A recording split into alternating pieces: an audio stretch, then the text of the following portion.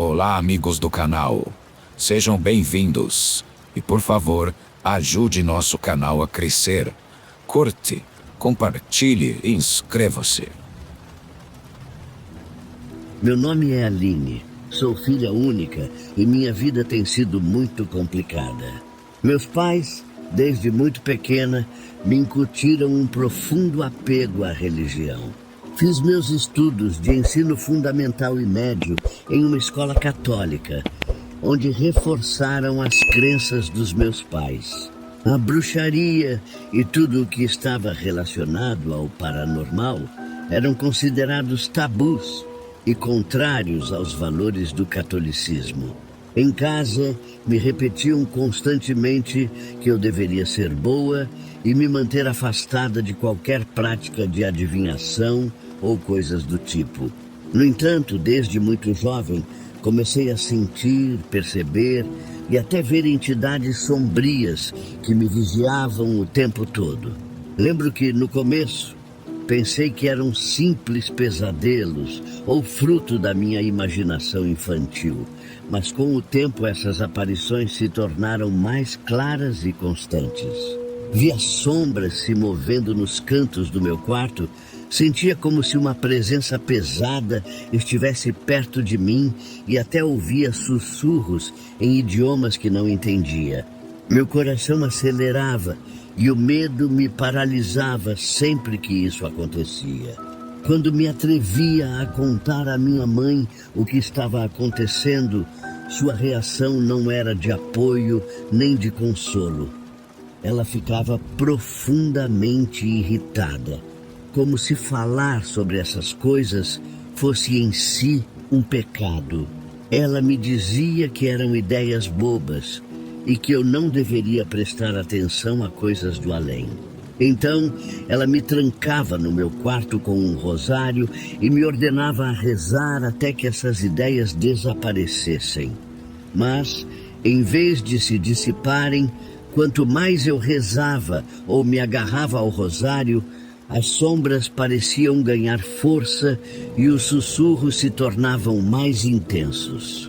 Às vezes, eu me cobria completamente com as cobertas, apertando o rosário em minhas mãos, enquanto recitava todas as orações que conhecia, mas nem as palavras sagradas, nem a minha fé pareciam deter aquelas entidades que me perseguiam. Com o tempo, aprendi a guardar silêncio. Deixei de falar com minha mãe sobre o que via ou sentia e fingia que estava tudo bem, que as rezas haviam funcionado. Mas por dentro, a realidade era outra. Aqueles seres continuavam lá, me observando das sombras, me acompanhando aonde quer que eu fosse. Uma noite, quando tinha cerca de 13 anos, algo aconteceu que marcou minha vida para sempre. Estava deitada na minha cama, tentando dormir, quando senti um frio intenso percorrer minha coluna. Abri os olhos e vi uma figura ao pé da minha cama, alta e escura, com olhos brilhando na penumbra. Quis gritar, mas minha voz se apagou em um sussurro. A figura se inclinou em minha direção e, embora não tivesse uma boca visível, ouvi uma voz que me dizia: "Ajude-me, Aline." O medo me paralisou. Chorei em silêncio até amanhecer. Ao passar por algo tão traumático, decidi contar para minha mãe no dia seguinte. Sua reação foi ainda mais severa. Ela me levou diretamente ao padre da paróquia e pediu que fizesse uma oração especial por mim. Disseram que eu precisava reforçar minha fé e me afastar de qualquer pensamento proibido, mas mesmo rezando e seguindo todas as recomendações, as aparições intensificavam. Por causa disso, meus pais se tornaram ainda mais rigorosos comigo, sempre me vigiando e me punindo com frequência para afastar os demônios de mim. Ou pelo menos era isso que diziam. No entanto, quando completei 15 anos, meu círculo de amizade começou a mudar. Entrei em uma fase de rebeldia e as pessoas com as quais me relacionava não eram nada boas. Assim, em meu desespero, comecei a usar drogas. Queria parar de ver e ouvir aquelas entidades que inclusive deixavam marcas nas paredes do meu quarto e em minha pele. Pensei que a única coisa que precisava era usar substâncias químicas para poder ignorá-las, já que de forma consciente eu simplesmente não conseguia. Foi então que conheci Martina, uma garota amiga de uma amiga que por acaso era quem conseguia as substâncias. Ela era mais velha que eu e sofria de esquizofrenia. Ou pelo menos era isso que sempre dizia.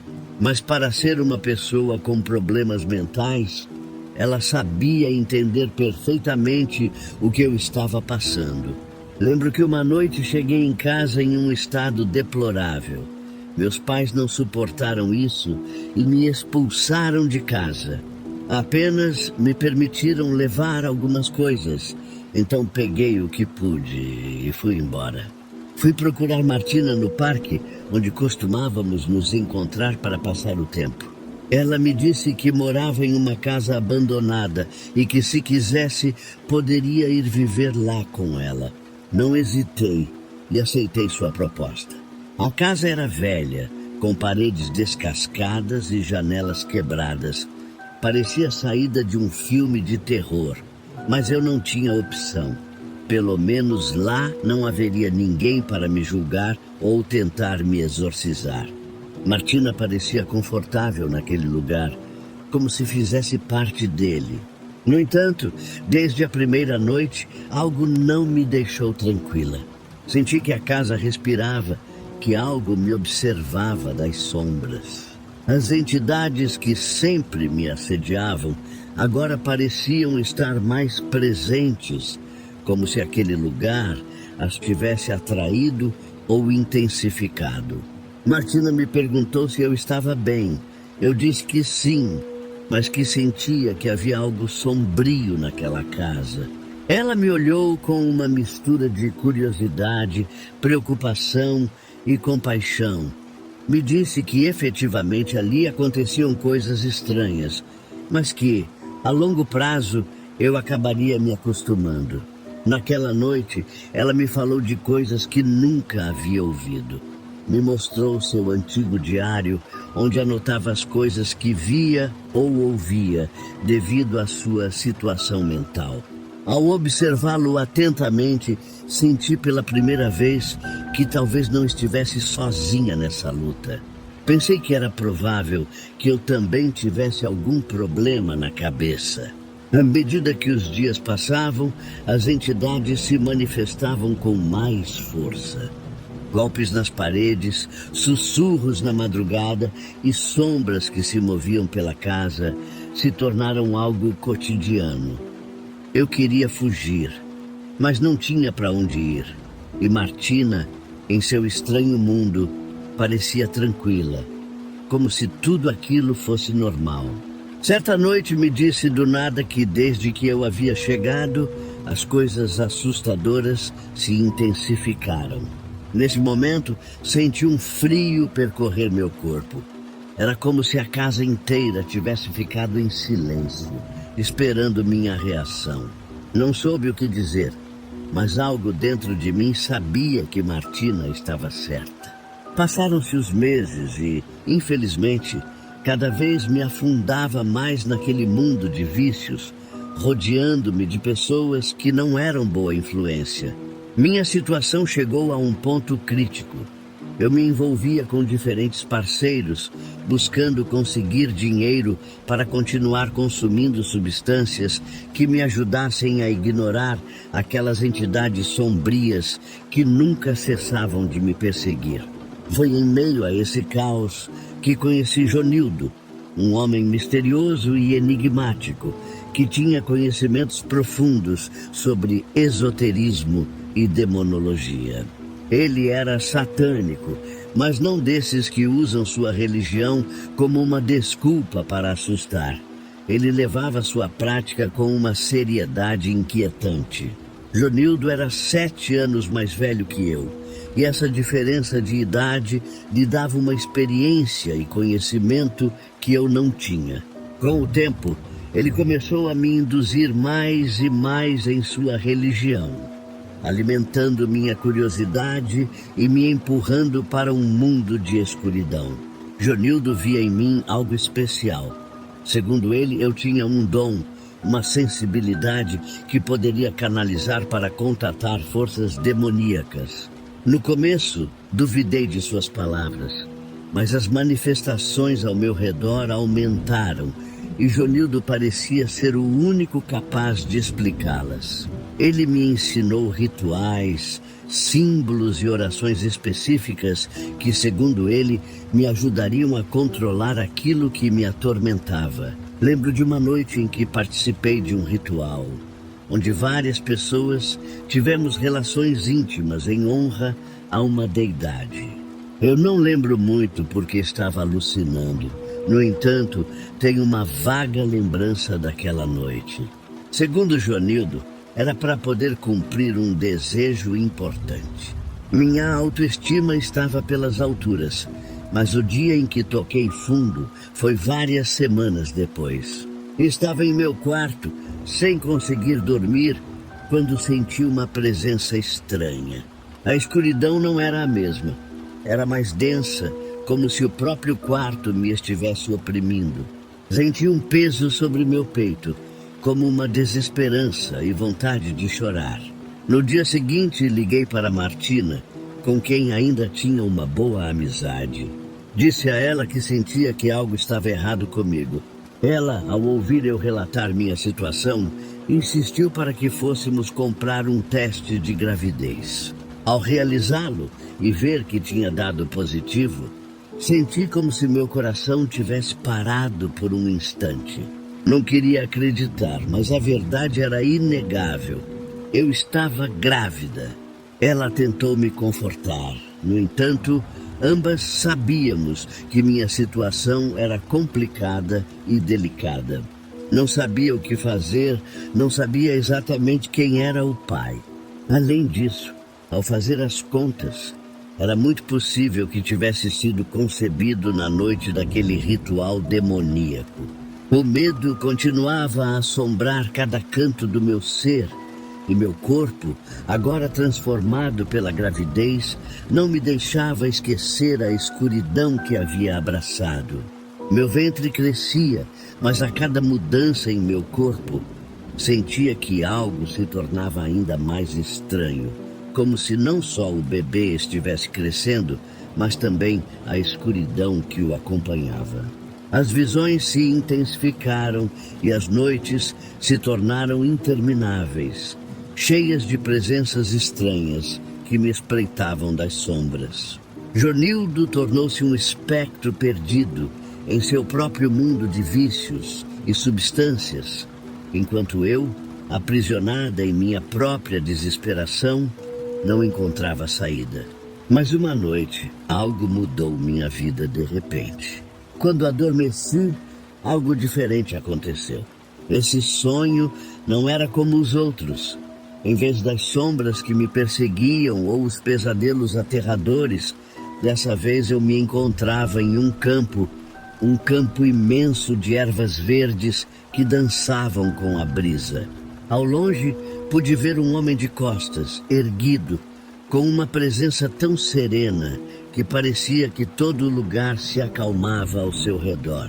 Quando ele se virou, não vi seu rosto. Em vez disso, uma luz tão brilhante e potente emergiu dele que me ofuscou por um momento.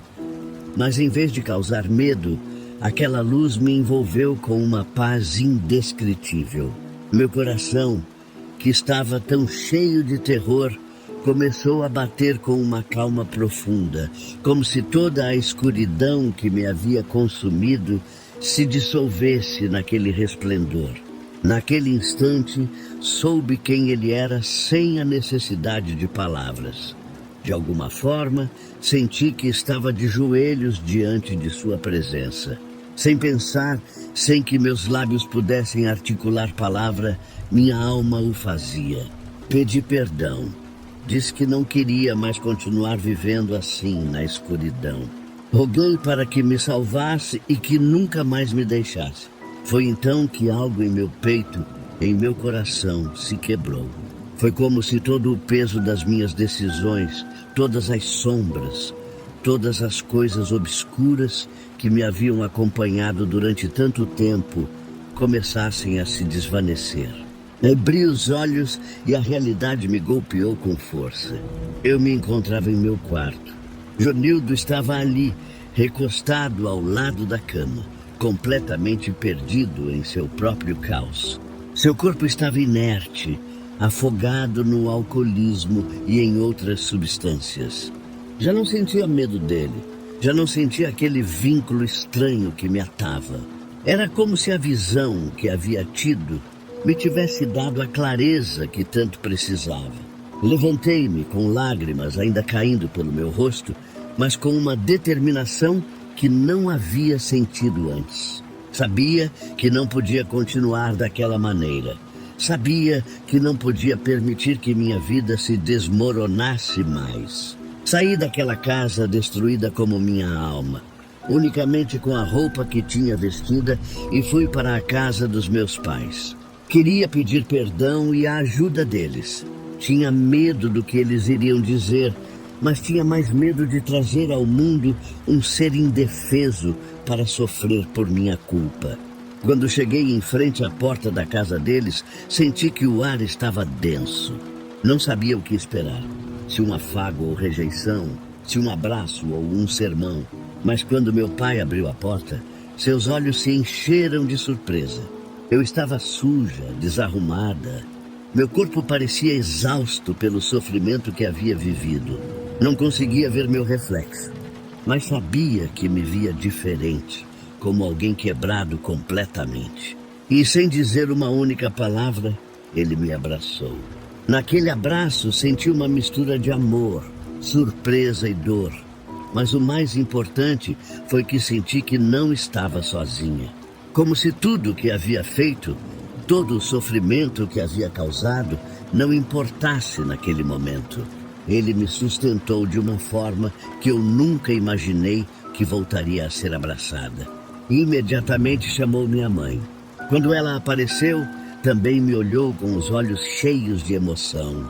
Sem pensar, me abraçou com a mesma força, como se tivesse me esperado. Entramos em casa e minha mãe, como sempre, começou a cuidar de mim.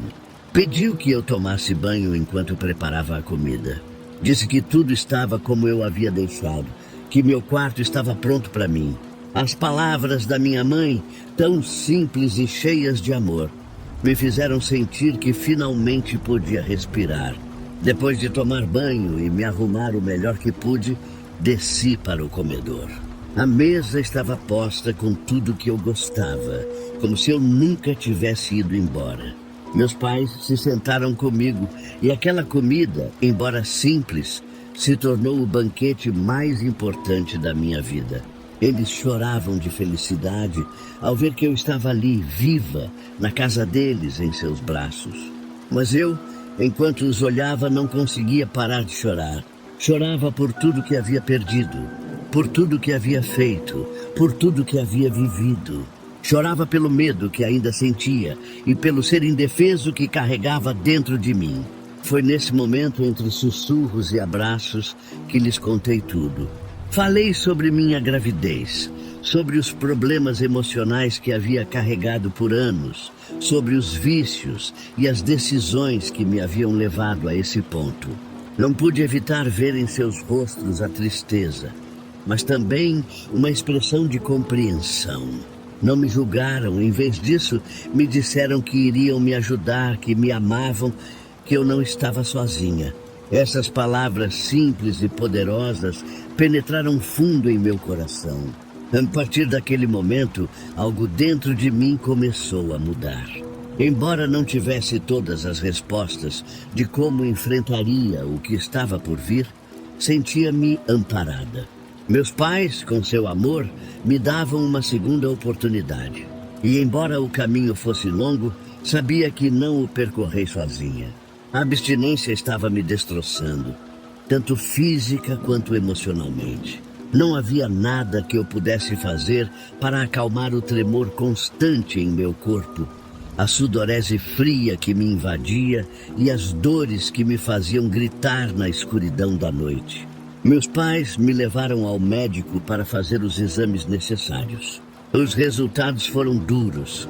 Eu estava desnutrida, pois meu corpo não havia recebido nem mesmo a mínima atenção que precisava. No entanto, graças a Deus, não havia nenhuma doença terminal que ameaçasse minha vida. O bebê que crescia dentro de mim estava fraco, mas apesar de tudo, seu pequeno coração batia com força. O médico me disse que se eu recebesse a atenção adequada, o bebê poderia sobreviver. De alguma forma, essa notícia me deu uma pequena centelha de esperança. No 7º mês de gravidez, parecia que eu começava a recuperar forças. Meu corpo, embora ainda cansado, já não estava tão desnutrido. Minha pele começava a se curar e minha mente, que estava turvada, começava a ver a luz no fim do túnel. Mas tudo mudou quando Jonildo, meu ex-parceiro, apareceu novamente. Seu olhar estava carregado de desespero, como se estivesse esperando por esse momento há muito tempo. "Quero que você volte comigo", disse em uma voz grave. "Temos uma missão a cumprir. Eu preciso de você." Meu coração parou por um momento. Sabia exatamente a que ele se referia. Sabia que não queria apenas que eu voltasse a ficar com ele, mas que queria que o bebê fosse dele, como se pudesse reivindicá-lo como uma propriedade. Disse a ele que não queria, que havia aceitado Jesus em meu coração e que era uma mulher católica e devota, agora que tinha a oportunidade de melhorar, e que não deixaria que ele me machucasse nem ao bebê. Ele me disse que aquele filho era dele, quisesse eu ou não, e que precisava dele. Minhas pernas tremiam e minha mente sabia o que estava em jogo, o que ele queria, mas não ia ceder. Não permitiria que ele fizesse mal ao meu bebê. Sem pensar 2 vezes, fechei a porta com força. Minha mãe, que tinha estado observando em silêncio do corredor, apareceu ao meu lado. Contou a ela o que havia acontecido, com minha voz quebrada pela angústia. Não demoramos muito para chamar meu pai. Ele chegou em questão de minutos. Sem hesitar nenhum instante, seu rosto normalmente sereno estava marcado pela determinação. "Não se preocupe", me disse com calma, mas com uma segurança inquebrantável em seu tom. "Jonildo não sabe com quem está se metendo. Não tem ideia do que sou capaz", disse meu pai. "Aquele homem não saiu da minha vida, não se deu por vencido. Continuava me perseguindo, me vigiando nas sombras com a intenção de me aterrorizar. Mas meu pai, como sempre, se adiantou. Numa noite, viu que Jonildo estava na esquina e saiu em sua direção. Não soube o que aconteceu entre eles. Mas quando meu pai voltou, seu rosto era um que eu nunca havia visto em minha vida. Ele se aproximou de minha mãe e disse que, ao que parecia, o passado havia voltado e que queria que ela o perdoasse pelo que estava prestes a fazer. Minha mãe, sem vacilar, assentiu com a cabeça e disse que ele fizesse o que tivesse que fazer. Eu estava aterrorizada, confusa. Não entendia o que meu pai queria dizer, nem o que estava prestes a acontecer. Perguntei a eles o que estava acontecendo. Então minha mãe me falou com uma calma que me deixou sem palavras. "O que você está vivendo é apenas uma parte de algo maior, mas agora estamos aqui para te proteger, para que tudo isso termine. Você não precisa saber agora, mas o que está por vir é necessário. Confie em nós." 2 semanas se passaram desde aquele incidente com Jonildo. E embora ele não tivesse voltado a se aproximar diretamente, algo em casa tinha mudado. Notava meu pai mais calado, mais sério do que o habitual. Quando pensava que todos estavam dormindo, eu o via sair pela porta da frente e ele sempre voltava por volta do amanhecer. Minha mãe também estava diferente, mais reservada. Falavam em sussurros quando eu estava perto, e mesmo que eu perguntasse o que estava acontecendo, sempre me respondiam com evasivas. Cerca de um mês depois, uma manhã, enquanto tomava café da manhã, a televisão ligada na sala interrompeu meus pensamentos. O noticiário local mostrava imagens de um lugar sombrio, um edifício abandonado que parecia ter saído de um pesadelo. O repórter narrava um acontecimento violento ocorrido na noite anterior. Segundo as autoridades, um grupo de homens havia sido encontrado gravemente ferido em um lugar conhecido por ser ponto de reuniões clandestinas. Testemunhas mencionaram que aparentavam estar realizando algum tipo de ritual quando uma briga explodiu entre eles. As imagens mostravam macas sendo levadas de um lado para o outro, luzes de ambulâncias piscando na escuridão e fragmentos de objetos quebrados espalhados pelo chão. O repórter detalhou que vários dos feridos foram levados ao hospital em condições críticas, alguns com feridas graves, outros com sinais de doenças avançadas. Mas o que realmente chamou minha atenção foi quando mencionaram que alguns já haviam sido identificados. O noticiário mostrou as fotos dos identificados. Então eu o vi. Lá estava Jonildo, meu ex-parceiro. Seu rosto aparecia na tela, inchado e desfigurado, quase irreconhecível. Mas eu sabia que era ele. Meu estômago deu um nó e senti náuseas imediatamente, como se meu corpo quisesse expulsar a sensação de nojo e medo que me invadiu. O repórter continuava descrevendo seu estado, dizendo que Jonildo estava em estado crítico, com múltiplas fraturas e hematomas pelo corpo. Segundo os médicos, suas chances de sobrevivência eram mínimas. E se isso não fosse suficiente, disseram que ele sofria de uma doença grave que afetava seu organismo há algum tempo. A notícia terminou com uma filmagem do hospital, enquanto os médicos tentavam estabilizar os feridos. Apaguei a televisão com as mãos trêmulas. Não conseguia processar o que acabara de ver. Minha mãe entrou na sala naquele momento com uma expressão preocupada ao ver meu estado. Jonildo está no hospital, sussurrei. Finalmente saiu nas notícias. Ele está grave, mãe. Parece que algo horrível aconteceu. Ela desviou o olhar por um momento, seu rosto endurecendo. Meu pequeno era minha luz, minha razão para seguir em frente. Aos poucos, reconstruí minha vida. Voltei à escola e me concentrei em ser a melhor mãe possível. Mas embora minha vida parecesse ter retomado o rumo, as sombras e passou a mão pelo rosto como se estivesse reunindo forças para me dizer algo que guardou durante muito tempo. Então me disse que temia que isso pudesse acontecer comigo e que eu tinha idade suficiente para saber. Ele pegou minhas mãos e com uma voz pausada começou a me contar uma verdade que mudou tudo o que eu sabia sobre minha família. Ele me disse que, por parte do meu pai, há uma história obscura. Eles se dedicavam à bruxaria negra, a fazer coisas terríveis. São pessoas conhecidas e temidas pelo que fizeram, e meu pai não fora a exceção. Quando era jovem, ele estava envolvido nesse mundo. Não era um homem bom, estava metido em coisas delituosas e perigosas. Meu coração começou a bater mais rápido a cada palavra. Não conseguia imaginar meu pai, o homem amoroso que me abraçou quando voltei para casa, como alguém assim. Ele disse que, por casualidades da vida, se conheceram. E ele se apaixonou pela minha mãe, e apesar do que meus avós pensavam, ela também se apaixonou pelo meu pai e decidiram ter um relacionamento. Ela o ajudou a sair desse mundo e o guiou por um caminho diferente. Meu pai se tornou uma pessoa muito devota e católica e sempre que podia fazia coisas boas. Ele dizia que sua balança precisava pelo menos se equilibrar, porque queria ser um homem melhor.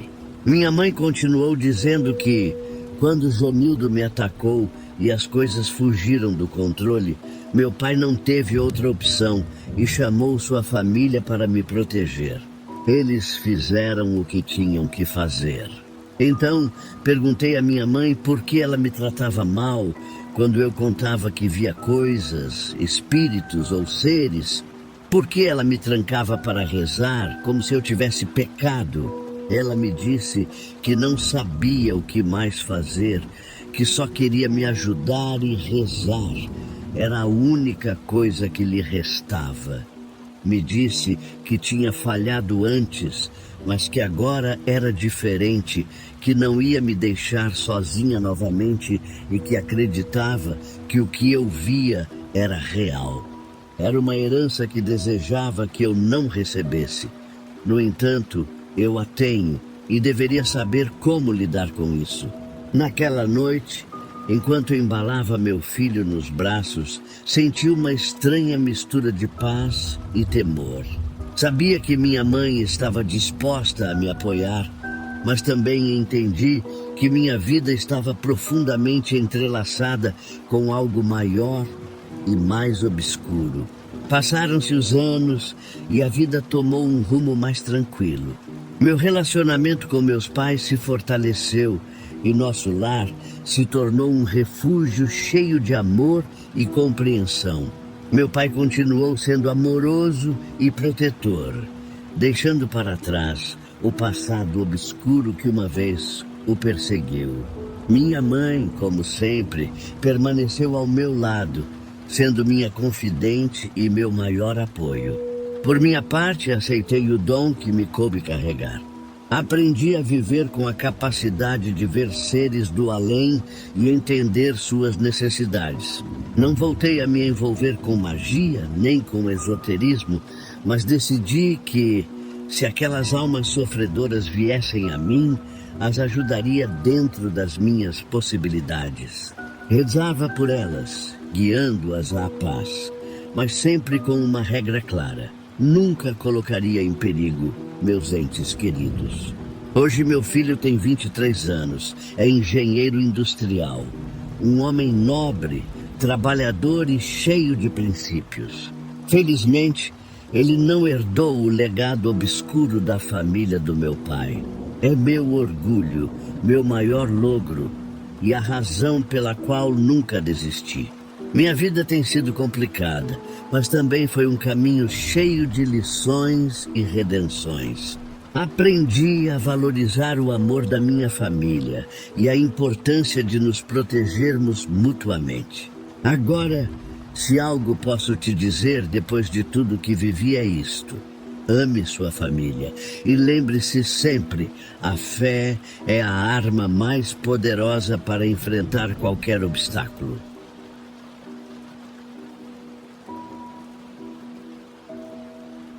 Durante algum tempo, fui trabalhadora doméstica. Venho de um pequeno rancho que não fica muito longe desta cidade. Antes de me dedicar a isso, costumava ir diariamente ao centro do município para trabalhar em uma frutaria. Foi lá que conheci a senhora Amália. Ela me ensinou essas coisas de bruxaria. Eu percebi que ela praticava esses trabalhos quando comentei que gostava de um dos carregadores que levavam sacos e caixas de verduras naquela região onde trabalhávamos. Olhe, dona Amália, aquele é o rapaz de quem falei.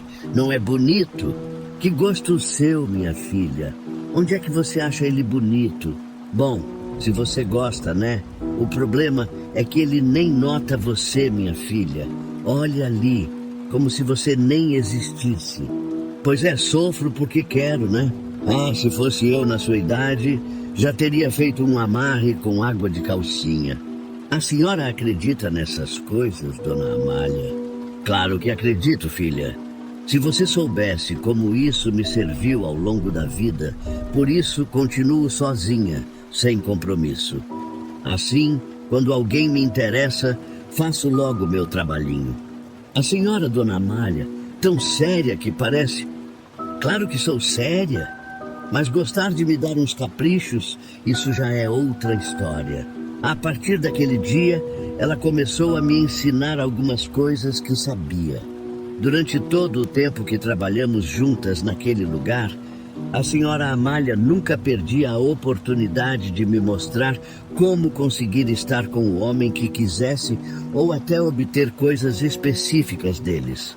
Lembro que eu perguntava muitas coisas sobre a vida dela. Diga, dona Amália, se a senhora consegue o que quiser com bruxaria, por que não ficou rica com tanto conhecimento? Tome cuidado com isso, Caroline. Tudo tem um limite. Lembre-se de que o que vem fácil, vai fácil. Quando se trata de dinheiro, o que é mal conseguido não dura nada.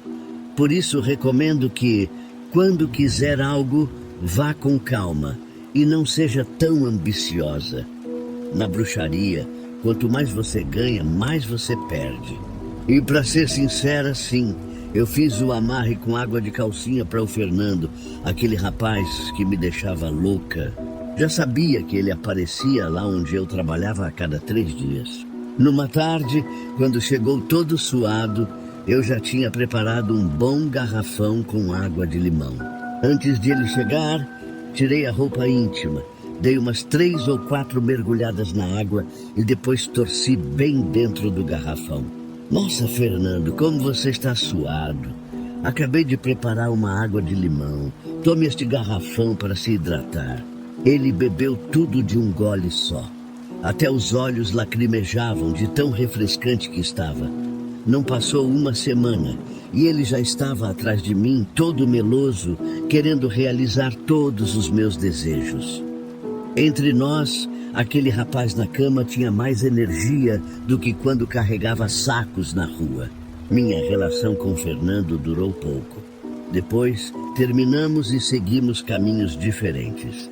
Não estivemos juntos por muito tempo, mas enquanto durou, aproveitei bastante. Decidi sair do trabalho na frutaria, porque o dono começou a reclamar que o dinheiro estava faltando e que a mercadoria não estava rendendo. Eu posso ser o que quiserem, mas ladra, jamais. Então, preferi dar adeus. Fiquem aí com o problema de vocês, pensei. Procurando emprego no jornal, vi um anúncio que solicitava uma trabalhadora doméstica. Pensei, por que não? No fim, além de trabalhar, sempre cuidei da minha casa. Que diferença pode haver em fazer isso em uma casa alheia? Levei minha solicitação de emprego e quando cheguei ao endereço, vi a casa mais bonita que já tinha visto na região. Era um lugar com um lindo jardim na entrada. Através do portão, dava para ver um pequeno caminho de pedras que ia da garagem até a porta principal. Lembro que antes de tocar a campainha, vi uma moça um pouco mais jovem que eu saindo da casa. Pelo semblante desanimado dela, pensei, parece que aqui são bem exigentes. Se dispensaram essa jovem, provavelmente também me mandarão embora. Fiquei nervosa, mas reuni a coragem que se tem ao viver em um rancho e ergui a cabeça. Foi então que ela saiu para o jardim. Era uma senhora muito bonita, aparentando uns 40 anos, enquanto eu tinha 25. Escutei-a atentamente para entender do que se tratava o trabalho. Entre, você deve ser Caroline.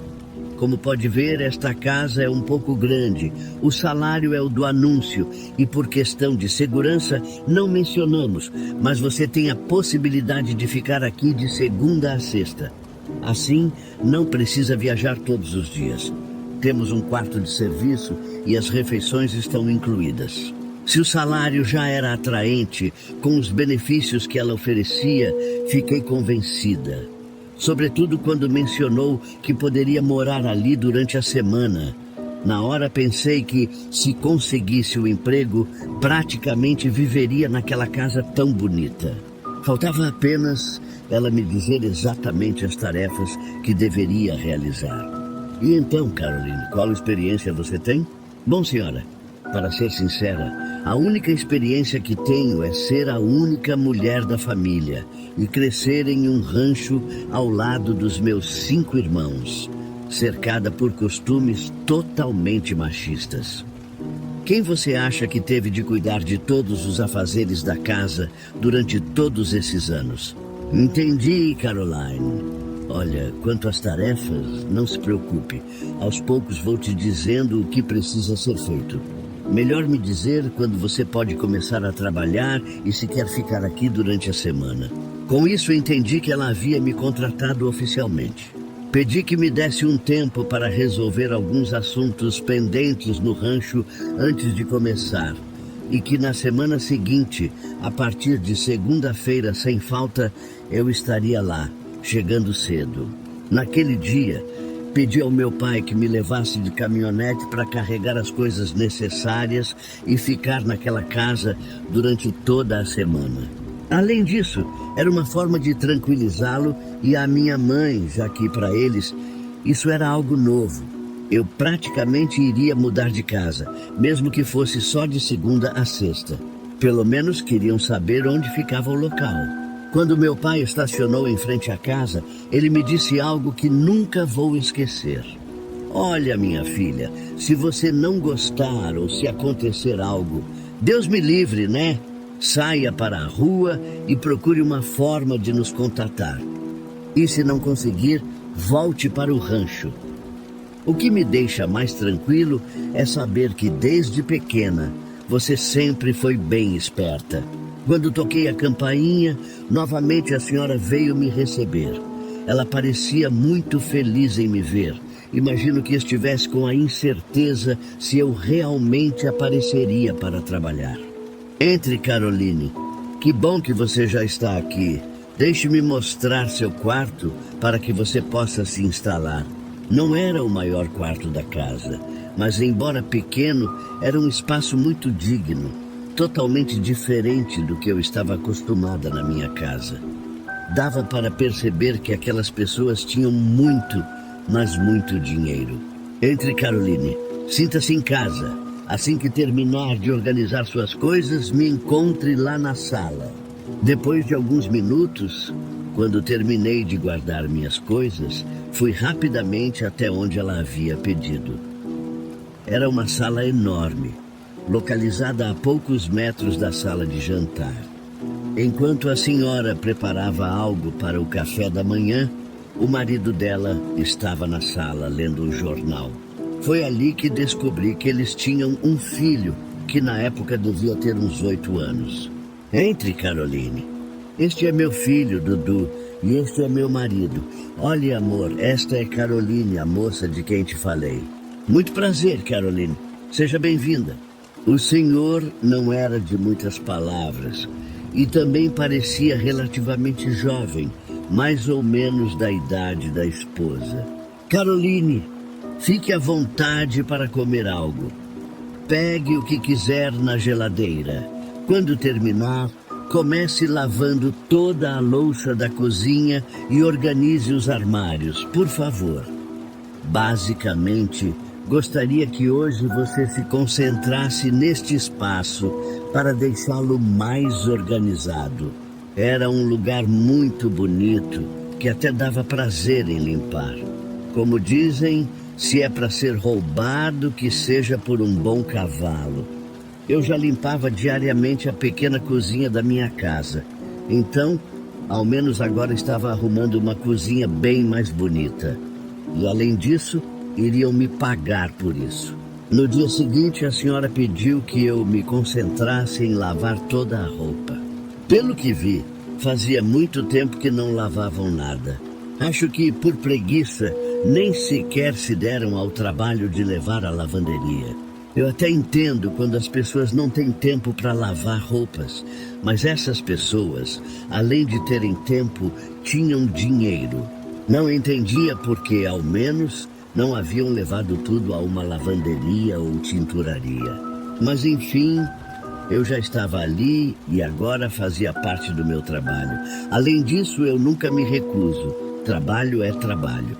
Então comecei a lavar. Lembro que passei o dia inteiro nisso. Estava tão apressada para terminar que até perdi o horário do almoço e não preparei nada para comer. Só quando já estava anoitecendo é que finalmente terminei. Nesse momento, a senhora apareceu no quarto de lavagem, onde eu ainda estava organizando os produtos que havia usado. Oi, Caroline, você passou o dia inteiro lavando roupa? Olha, não era tanta coisa assim para ter demorado o dia todo. Eu preferi não responder, porque sei bem que em situações assim a gente sempre sai perdendo. Simplesmente decidi ignorá-la. Mas naquele momento percebi mais ou menos que tipo de pessoa ela era. Finalmente, a senhora estava mostrando quem realmente era. Ainda assim, não quis me envolver na negatividade do comentário e respondi o melhor que pude. Olha, senhora, da próxima vez prometo que vou demorar menos. Vou tentar não deixar as roupas acumularem tanto. Tudo bem, Caroline. Por que você não vai jantar e descansar? Amanhã quero pedir um favor. Que você acorde cedo para preparar o café. Quando contratam alguém para fazer uma coisa, pagam apenas por isso. No meu caso, fui contratada para cuidar da casa, não para cozinhar. Normalmente, limpamos os quartos e lavamos o que está sujo, mas cozinhar é algo que deveria ser pago à parte. Por essa vez, não disse que não faria, mas também não estava fazendo de bom grado. Enquanto servia o café da manhã para a família toda, chegou a vez de entregar o prato ao senhor João. Foi nesse momento que olhei para ele novamente e percebi que o senhor não era tão mau assim. E eu, que gostava de homens mais velhos, achei ele bastante atraente. Continuei atendendo a família enquanto também tomava café da manhã ali, em um balcão que dividia a cozinha da sala de jantar. De canto de olho, eu o observava e observava, e ele, entre uma mordida e outra, lia o jornal. Foi aí que perguntei: o senhor trabalha com o quê? Olha, Caroline, sou advogado. Meus clientes são empresas e eu ofereço serviços de defesa em casos de processos trabalhistas. Ah, então o senhor é formado. Seu trabalho deve ser muito emocionante. Nesse momento, a senhora Carla interrompeu a conversa claramente, querendo me fazer parar de perguntar sobre o trabalho do marido. Olha, Caroline, hoje vou precisar que, depois de arrumar a cozinha, você limpe bem os quartos, especialmente o do meu filho. Está uma completa bagunça. Sim, senhora, pode deixar. Ficou claro para mim que ela era uma mulher muito ciumenta, além de abusiva, porque estava começando a sobrecarregar ainda mais meu trabalho. Mesmo assim, eu continuava aguentando, porque apesar de tudo, o emprego ainda era vantajoso, principalmente pelos gastos que economizava sem precisar ir e voltar todos os dias. E, embora sentisse falta da minha família, pensava comigo mesma: quem sabe assim, minha mãe não faz os bons para nada dos meus irmãos mexerem um dedo e ajudarem mais em casa. Esses folgados só sabem pedir tudo mastigado. Finalmente, chegou sexta-feira. Um dia muito esperado por mim, pois eu já estava com saudade dos meus pais. Naquela tarde, preparei minhas coisas para ir embora antes do anoitecer. Foi quando a senhora Carla bateu na minha porta. Como está, Caroline? Olha, aqui está o pagamento referente à semana. Ela me entregou um envelope fechado e saiu rapidamente. Quando abri, sinceramente esperava que tivesse um valor um pouco maior pelos dias em que também cozinhei. E sendo quem sou, Passei o final de semana em meu ranchinho irritada com aquela mulher. Embora eu tivesse a opção de não voltar na semana seguinte, decidi que sim, eu voltaria. Mas tive uma ideia. Começaria a me cobrar de outra forma. No sábado e domingo, me matei de trabalhar na casa dos meus pais, porque meus irmãos preguiçosos não haviam ajudado em nada. Tudo o que eles tinham de bêbados, tinham de folgados, mas eram ótimos para andar atrás de mulheres, aqueles desgraçados. A culpa, claro, era dos meus pais, que nunca exigiam nada deles. Sinceramente, eu já esperava por isso. Minhas expectativas de que eles tivessem lavado ao menos o prato onde comiam eram zero. No final das contas, só tinha voltado ao rancho para passar raiva. Eu já não sabia onde ficava mais irritada, se na casa dos meus pais ou na dos meus patrões. Na segunda-feira, bem cedo, meu pai me levou novamente de caminhonete para a casa onde eu trabalhava. Assim que entrei para deixar minhas coisas, a senhora Carla apareceu no meu quarto para me dizer por onde deveria começar naquela semana. Basicamente, era o mesmo da primeira, com a diferença de que agora as tarefas estavam um pouco mais leves. Mesmo assim, ela, consciente disso, me disse: "Olha, Caroline, esta semana você terá bem menos trabalho. Reconheço que na semana passada você teve bastante coisa para fazer. Mas vou pedir um favor. Programe-se para que hoje, às 14h, já esteja livre. Preciso levar o Dudu à aula de natação. Pode me ajudar a preparar o almoço para o João. Ele vai chegar às 15 horas em ponto e gosta de ter a comida pronta assim que chega." "Sim, senhora, não se preocupe. Pode ir tranquila que eu cuido disso." Essa era a oportunidade perfeita para começar a me cobrar por essas atividades extras que a senhora Carla me pedia. Se ela tivesse colocado uns trocados a mais no meu pagamento, eu não pensaria em cobrar do meu jeito. Para começar, aquele senhor não era nada mau e, por outro lado, eu também tinha meu charme.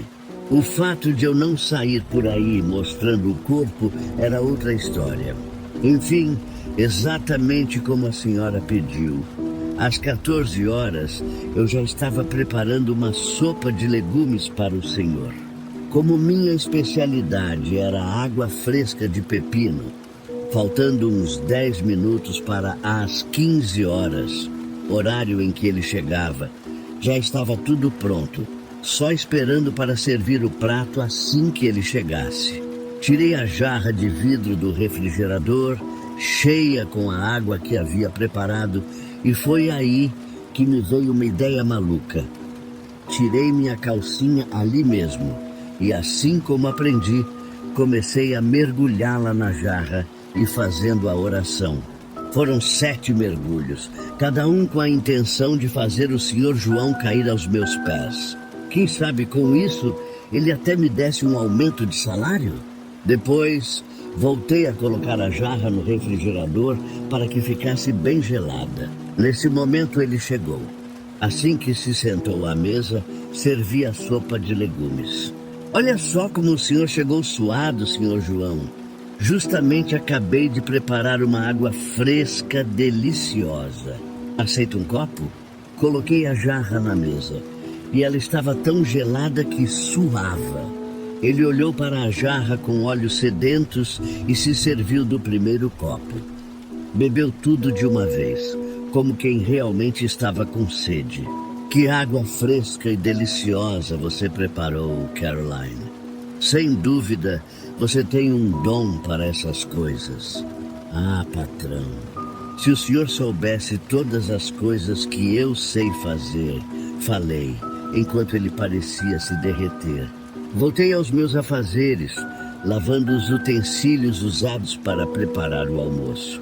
Quando olhei de novo, o senhor João já tinha acabado com toda a jarra. Parecia ter realmente gostado do toque especial. Mais tarde, Quando a senhora voltou para casa, já havia terminado todos os meus afazeres. Ela até tentou procurar algo para me ocupar, mas não encontrou nada. Àquela altura, a patroa levava o filho para a natação 3 vezes por semana e deixava o almoço do marido por minha conta, o que era aceitável.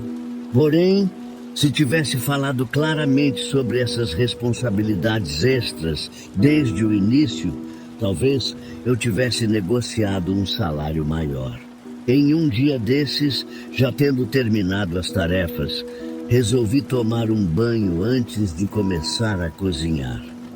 Nesse dia, decidi me arrumar mais do que o habitual. Depois, preparei algo rápido para o almoço. Quando o Sr. João chegou, servi a comida e ele começou a puxar conversa.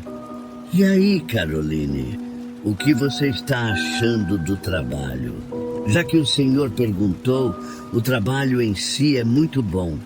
Só que às vezes sua esposa me sobrecarrega, mas não é algo com que eu não consiga lidar. Se fosse, eu já teria dito que não dava. É por isso que as empregadas não ficam muito tempo aqui. Já tivemos outras antes, mas se ela tivesse dito que precisava pagar mais, teria pago, sem problema. Me diga, Carolzinha, você gostaria de receber mais? Não quero que você vá embora assim do nada. Para ser sincero, já estou pegando um certo carinho por você. Além disso, você é uma mulher muito bonita. Aposto que sempre ouvi isso. Olha só esses olhos tão grandes e lindos que você tem. Não diga essas coisas, senhor, que a gente se derrete fácil quando ouve palavras bonitas. Enquanto eu servia mais refresco, ele começou a tocar minha perna. Para minha surpresa, gostei do gesto. Que pele macia você tem, Caroline. Peguei a mão dele e a movi para cima, mais próxima da minha coxa. Ele apertou com força e deixou a comida de lado. Então, ele puxou a cadeira para trás e eu me sentei no colo dele. Ele começou a desabotoar minha blusa e beijar meus seios. Depois desse momento, o Sr. João não voltou para o trabalho naquela tarde. Após o encontro, fui para o meu quarto, achando que o dia estava encerrado. Mas minutos depois, ouvi batidas na porta. Pensei que fosse a patroa, mas era ele novamente. Não se preocupe, Carol, sou eu. Espere, senhor. Acho melhor deixarmos para outro dia. Sua esposa está quase chegando. Não se preocupe, Caroline. Ela vai demorar mais hoje. Liguei para pedir que ela trouxesse algumas coisas. E isso vai tomar pelo menos mais 2 horas. Relaxe. E assim, ele entrou no meu quarto. Aquela foi apenas a primeira de muitas vezes. De madrugada, ele costumava vir quando tinha certeza de que a esposa estava dormindo profundamente. Às vezes, ele até deixava dinheiro para mim, e não era pouco. Com o tempo, comecei a me apaixonar por ele. Ele me tratava muito bem e me dava tudo o que eu precisava. Mas a patroa começou a desconfiar. Percebi que, se não saísse por conta própria, ela acabaria me demitindo. Na segunda-feira, ao voltar do rancho, avisei que seria minha última semana na casa. A patroa pareceu aliviada, mas o Sr. João não gostou da notícia. O que você precisa, Caroline? Um aumento, um quarto maior? Diga e eu resolvo. Não é isso, patrão. Acho que as coisas estão saindo do controle. A senhora vai acabar me mandando embora de qualquer jeito. Na sexta-feira, meu pai foi me buscar para levar minhas coisas de volta ao rancho. Quando me despedi, disse à patroa: obrigada pelo pagamento, mas vou dar um conselho. Quando contratar alguém, fale claramente sobre as responsabilidades. Eu sou uma pessoa honesta, mas nem todos são. Ela me lançou um olhar de ódio e fechou a porta na minha cara. Depois disso, voltei para o rancho e decidi começar meu próprio negócio. Com o dinheiro que economizei, abri uma loja de alimentos para animais. Algumas semanas depois, enquanto esperava um cliente, quem apareceu foi o Sr. João. "O que faz por aqui, senhor?" "Vim te ver, Caroline. Sinto sua falta." "Para ser sincera, eu também sinto, mas acho que não é certo o senhor vir até aqui." A partir daquele dia, retomamos a relação. De vez em quando ele vinha me visitar. Meus pais não demoraram a perceber que se tratava do meu ex-patrão e não viam com bons olhos o fato de ele vir de tão longe só para me ver. Afinal, ele era um homem casado. A primeira a me chamar a atenção foi minha mãe. "Olha aqui, filha, é bom você dar um basta nesse homem." "Sim, mãe, você tem toda a razão. Mas por mais que eu insista, ele não para de vir." "Não se preocupe, filha. Da próxima vez que ele aparecer por aqui, vou pedir aos seus irmãos que o coloquem para correr." Com o passar do tempo, as vendas no meu negócio começaram a ir muito mal. Eu estava acumulando muitas perdas, porque quase não vendia nada, mas ainda precisava pagar o aluguel do espaço. Comecei a desconfiar do que poderia estar acontecendo, mas, por via das dúvidas, decidi procurar a senhora Amália, que tempos atrás havia me ensinado algumas coisas sobre bruxaria. Liguei para ela. "Como está, dona Amália?" "Olha, estou com alguns problemas e preciso conversar. Quando a senhora pode vir aqui ao rancho? Ou me diga se é melhor eu ir até a sua casa." "Não se preocupe, Caroline. Se estiver bem para você, posso ir na segunda-feira, que é o meu dia de folga. Continuo trabalhando com frutas e os fins de semana são os dias mais movimentados. Caso contrário, eu iria hoje mesmo." "Sem problema. Quando a senhora puder, estarei esperando." Naquela noite, depois de fechar o negócio, fui para casa. Jantei com meus pais e pouco antes de irmos dormir, alguns rapazes começaram a bater na porta com força, gritando desesperados. "Sua loja está pegando fogo! Está pegando fogo!" Corremos para o local, eu e toda a minha família, mas não conseguimos apagar as chamas a tempo. Os bombeiros nunca chegaram e tudo o que pude fazer foi me sentar e chorar. Eu tinha perdido tudo. Fiquei profundamente abalada e desejei que o Sr. João estivesse lá para me abraçar e me apoiar, mas nunca mais o vi. Na segunda-feira seguinte, Dona Amália chegou à minha casa. Depois de uma longa conversa, ela confirmou aquilo que eu já suspeitava. O mal que eu tinha feito àquela mulher havia voltado para mim. O dinheiro que recebi do Sr. João era dinheiro sujo. E assim como veio, ele se foi. "Ah, sabe, Carolzinha, você não deveria ter tentado se vingar daquela forma. O problema foi que você se meteu no meio do casal e ainda tirou muito dinheiro do seu patrão de maneira vantajosa." Segundo Dona Amália, o misterioso incêndio, cuja causa nunca foi encontrada, simbolizava o fechamento de um ciclo na minha vida. Foi assim que, para o bem ou para o mal, o vínculo entre mim e aquela família foi finalmente quebrado.